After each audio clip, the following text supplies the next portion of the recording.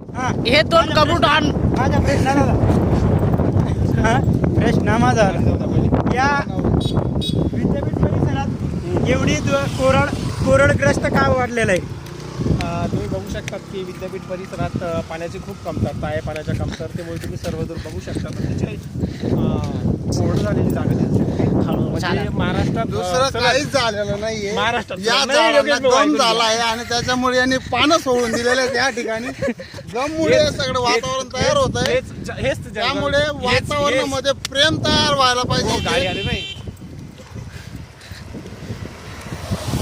तुम्ही बघू शकता आता बघा या झाडाला कुठंतरी प्रेम मिळतंय आणि त्याच्यामुळे त्याला पालवी फुटते आहे. बघा तुम्ही जोरात बघा.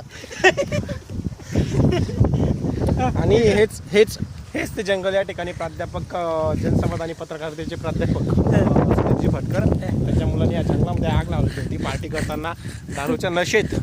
अगदी त्यांनी हे सुद्धा बाळगलं नाही की या ठिकाणी त्यांनी हे देखील या ठिकाणी बाळगलं नाही.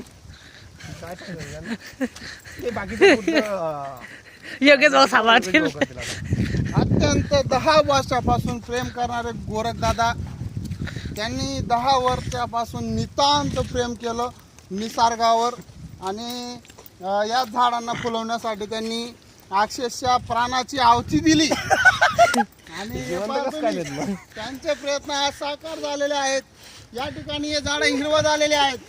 परत तुम्ही पाहू शकता या निंबाला कधी पानं येत नव्हते, आज पानं आले. कारण गोरखदादांना प्रेम झालेलं आहे. वृक्षप्रेम. हा तेच ते संध्याकाळी येतात ते आणि सध्या संध्यावर खूप प्रेम आहे त्यांचं. काहीतरी सांगा. सायं लोकं संध्यावर समजली.